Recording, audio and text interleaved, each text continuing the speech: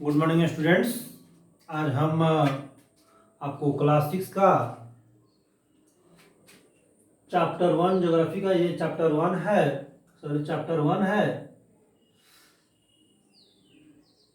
आज इसमें हम अपने लेक्चर नंबर 11 में एस्टेरॉयड बेल्ट के बारे में पढ़ेंगे। एस्टेरॉयड बेल्ट क्या होता है?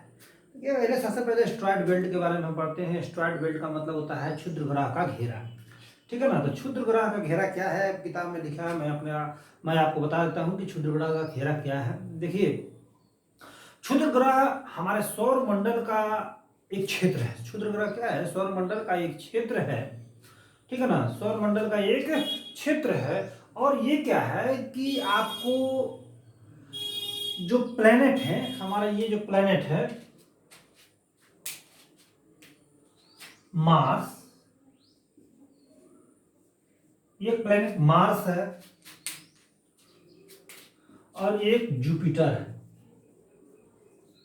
यानी मार्स और जुपिटर के बीच में एक बेल्ट नुमा आकार कैसे है? एक बेल्ट नुमा आकार के ये बनाए हुए हैं। ये पत्थर है ऐसे ऐसे।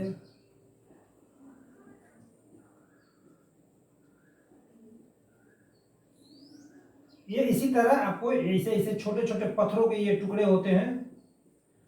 सभी छोटे छोटे पत्थर के टुकड़े होते हैं। किसी का बेत बहुत बड़ा बड़ा होता है, किसी का बहुत छोटे होते हैं। बहुत छोटे छोटे और बहुत बड़े बड़े भी होते हैं। ठीक है ना। लेकिन प्लेनेट से ये काफी छोटे होते हैं। इसको मत समझ लीजिए कि ये प्लेनेट के बराबर होते हैं। अर्थात मार्स और जुपिटर के बीच में ये जो आपको बेल्ट दिखाई दे रहा है, आपकी किताब में लिखा हुआ है कि ये जो आपको एस्टेरॉयड बेल्ट है, ये मुख्यतः मार्स और जुपिटर के बीच में पाए जाते हैं। ठीक है ना। और आप जानते हैं जिस तरह ये सारे जो हैं, जैसे प्लेनेट जो है आपका सन का क्या करता है, सन का चक्कर लगाता है, अपने ऑर्बिट में सन का चक्कर लगाता है। तो ये छोटे मोटे जितने भी एस्टेरॉयड्स हैं, ये भी क्या करते हैं, ये कहीं ना कहीं सन का ही चक्कर लगाते हैं। कहीं ना कहीं ये सोलर सिस्टम के एक भाग है और सोलर सिस्टम के भाग है, और ये क्या करते हैं, सन का कहीं ना कहीं ये चक्कर लगाते हैं। और ये पाए जाते हैं मुख्य रूप से मार्स और जुपिटर के बीच में। बताया जाता है कि हमारा जो प्लेनेट है वो 4.5 बिलियन ईयर्स पुराना है। हमारा प्लेनेट जो है 4.5 बिलियन ईयर्स पुराना है। ठीक है ना। तो ये इससे पहले मैंने बता चुका है। ठीक है ना। अब हम बताएंगे आपको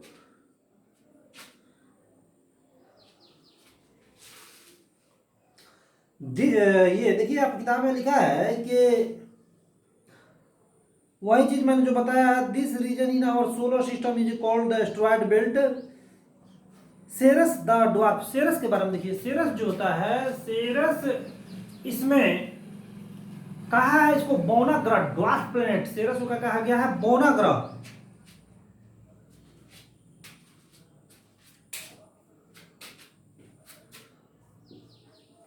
सेरस क्या है? ये ड्वार्फ प्लेनेट है। इसको बौने ग्रह के नाम से जाना जाता है। सेरेस को क्या कहते हैं? बौना ग्रह के नाम से जानता है। आप देखिए, ध्यान दीजिएगा, एस्टेरॉयड बेल्ट के बारे में मैंने बताया। ठीक है ना। उसी में सेरेस जो है, सेरेस क्या है कि एक बौना ग्रह है। ठीक है ना। इसको बौने ग्रह के श्रेणी में शामिल किया जाता है। बौने ग्रह का मतलब होता है बहुत छोटा ग्रह। ठीक है ना। लेकिन एस्टेरॉयड, ये बोला गया किताब में आपके ये दिया है कि Ceres the dwarf planet is the largest asteroid in the asteroid belt. अर्थात एस्टेरॉयड बेल्ट में सबसे बड़ा जो आपका एस्टेरॉयड है वो कौन सा है? सेरेस है। सेरेस सबसे बड़ा आपका एस्टेरॉयड है। ठीक है ना। तो ये आपका छोटा सा टॉपिक रहा एस्टेरॉयड के बारे में। अब हम आगे चल के देखेंगे, दिया है ये आपको मेटोर्स और मेटोरॉइड्स के बारे में, यानी उल्का और उल्का पिंड के बारे में। ठीक है ना। हम उल्का और उल्का पिंड के बारे में पढ़ेंगे। देखिएगा, अपने किताब को देखिएगा, मैं आपको बताता हूँ उल्का और उल्का पिंड के बारे में। कहता है कि देखिए, आप देखिएगा आकाश में कभी कभी कोई चीज टूट कर बड़ी तेज गति से एक दिशा से दूसरे दिशा में जाता है, अथवा कभी कभी आपको लगता है कि वो पृथ्वी की तरफ आ रहा है। नहीं, देखिएगा, मैं एक बार और फिर से एक्सप्लेन कर रहा हूं कि कभी कभी देखिएगा आकाश में कोई चीज टूट के बड़ी तेजी से, लगता है कि ये तारा टूट के बड़ी तेजी से पृथ्वी की तरफ आ रहा है या एक दिशा से दूसरे तरफ जा रहा है, तो ये जो आप देखते हैं ये कोई दूसरा चीज नहीं है, ये उल्का कहलाता है, उल्का पिंड कहलाता है, ठीक है ना।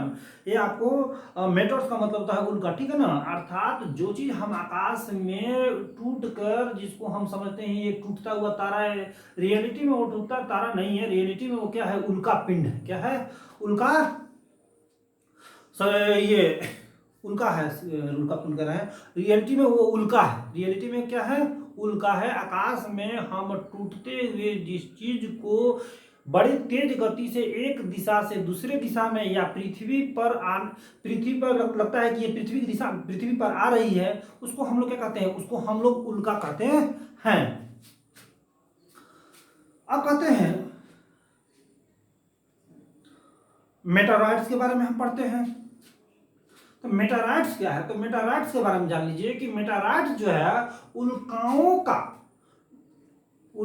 का जो अंश वायुमंडल में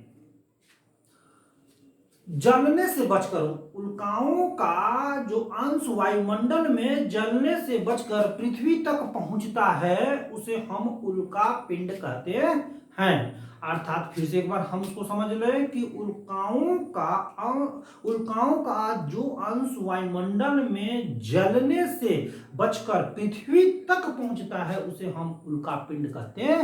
अब आप क्लियर हो गए होंगे, उल्का पिंड यानी मेटोर्स और मेटेरॉइड्स के बारे में आप समझ गए होंगे।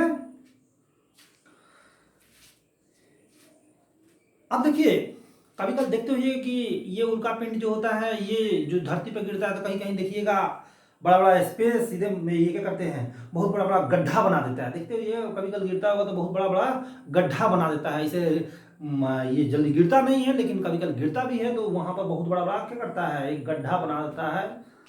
इतना बड़ा गड्ढा बना देता है ताकि लगता है कि कोई बहुत बड़ा चीज आके गिरा है, तो ये जो चीज है ये क्या है, ये आपका उल्का पिंड ही है, ठीक है ना। तो ये हम लोगों ने आज लेक्चर 11 में पढ़ा। एक टॉपिक मैं और पढ़ाऊंगा आपको लेक्चर 12 में, कॉमेट के बारे में, ठीक है ना। Thank you.